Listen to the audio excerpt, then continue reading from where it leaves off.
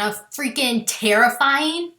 Hey guys, thank you for coming back to the second episode of Tabby's Terror Thursdays. For those of you who are new, my name is Tabitha Faye, and I am watching every single horror movie on Amazon Prime, so you don't have to. And then on Thursdays, I'll bring you the review of the movie that I watched for that week. So if that sounds cool to you, then please subscribe to my channel. And yeah, I guess let's just get this party started. Alright guys, I was actually able to find the horror section pretty fast this time. So I'm going to go ahead and click on horror. And it looks like the next video recommended is the Stonehearst Asylum. I have never heard of this movie before. Let's see what the reviews are. It looks like it has a 4.2 out of 5 stars. And the reviews actually look pretty good. So, I'm going to go ahead and cue the awkward transition and I'll be back with the review. Cooster, ready to watch a scary movie?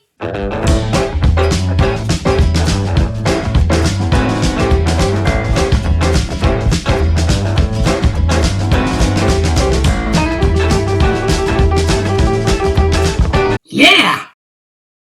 Alrighty guys, I'm back with the review you've been waiting for.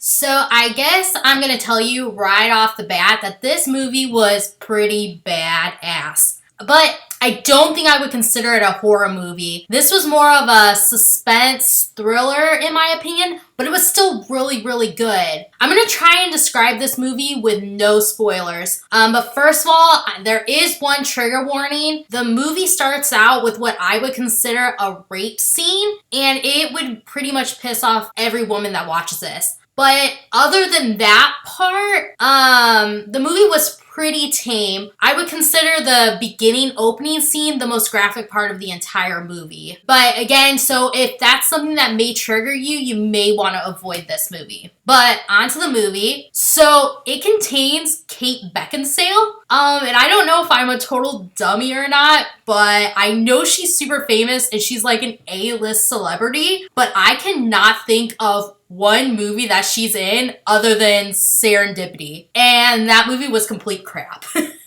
But if you guys know other movies that she's been in, comment below because I don't know of any. But in this movie, her acting was way better than Serendipity, so that's a plus. Okay, so on to the actual movie. Apparently, it's based off of an Edgar Allan Poe story. I had no idea. I've never heard of that. So it takes place in this fancy asylum called the Stonehearst Asylum. It looks like a freaking castle. But apparently, it only holds people who are members of an upper class family. The movie describes these people as family embarrassments. And then the movie starts off that there is this doctor named Edward Newgate. He arrives to this hospital because he wants to study asylum medicine, and so he's like an intern and he decides to intern at this specific asylum. When he gets there, the first thing that he sees is Kate Beckinsale. He lays eyes on her, of course.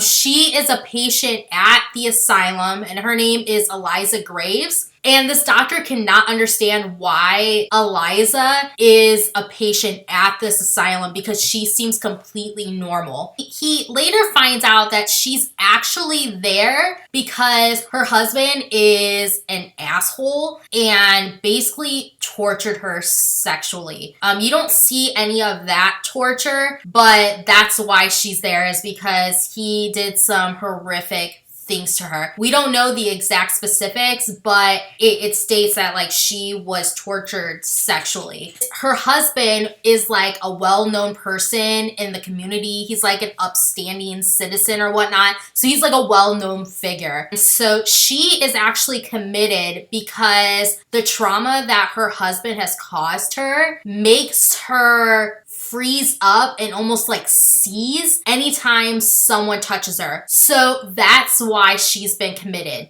Apparently, her husband has been trying to get her out of the asylum because he wants her back home. And then the doctor at the asylum refuses to release her because he wants to protect her and he thinks that she'd be safer at the asylum than with her own husband. The doctor who's the intern gets a tour of the asylum and realizes like most of the inmates aren't housed up or like in their rooms or anything. They're kind of all out. Sorry, I had to pause for a sec because Banana wanted to get up here and talk to you guys about the movie. She wanted to put in her input as well. So, Goose, what did you think about this movie, huh? Well, I thought it was pretty good. It was, typical movie. Yeah. Well, yeah, I pretty much liked it. Anything else you want to tell the audience? No? You want to get down? She decided that she's a little stage fright, so she's gonna get down. But anyways, where was I? Yeah, so the doctor, he gets a tour of this asylum and realizes that it's kind of like a community. Everyone's out and about. It seems pretty much normal until he has dinner there. And after dinner, things get a little weird. It gets so weird to the point that Eliza warns him that he needs to leave the facility now. Like, he needs to sneak out at night and leave. But of course, he doesn't. So that's all I'm really going to give you because I don't want to spoil it. But this movie was really good. It was pretty slow paced at the beginning. But after 30 minutes, honestly, you guys, I was at the edge of my seat. Like, I wanted to know what the hell was going to happen with this story. And it's really funny because this movie was completely different. Like, the message was completely different than last week's movie. So in last week's movie, the message kind of made me feel like you should not be nice to everyone and you kind of need to watch who you're nice to because they may become obsessed with you and kill you. But this movie was completely opposite. So in this movie, I feel like the lesson was don't judge a book by its cover. And to quote the movie, that there is always at least a little bit of good, even in the poorest souls. I thought that that was the coolest quote ever. This movie definitely made you do that. It had some gruesome old school asylum treatments that were very, very inhumane. But I think that this movie handled that whole like stigma and those like treatments. I thought it was really brilliant how they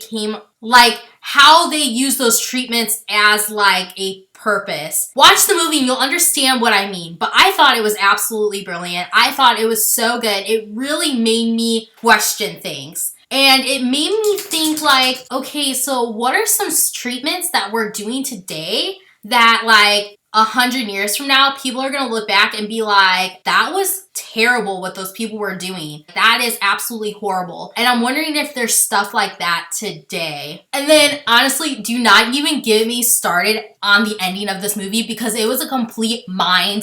I'm going to go ahead and say that if you like Shutter Island, then I think that you're really going to like this movie. In my opinion, I thought that this movie was better than Shutter Island. I thought it had more twists and turns than Shutter Island. I really, really enjoyed it. Also, this movie takes place around Christmas time. If you're a freaking weirdo like me and love to watch scary, dark movies around Christmas, especially when it's snowing and dark out, then you should definitely watch this movie around then because I thought it was really good. So overall, I'm gonna go ahead and give this movie 4 out of 5 skulls just because I'm not gonna give it 5 stars because I don't think that this was a horror movie. I think it was more a suspense thriller, but it still was really, really good and I think that you should watch it. And now I'm actually really curious to read the Poe story behind this. I'm wondering if the Edgar Allan Poe story is just as good as the movie. If you guys want me to compare the book to the movie,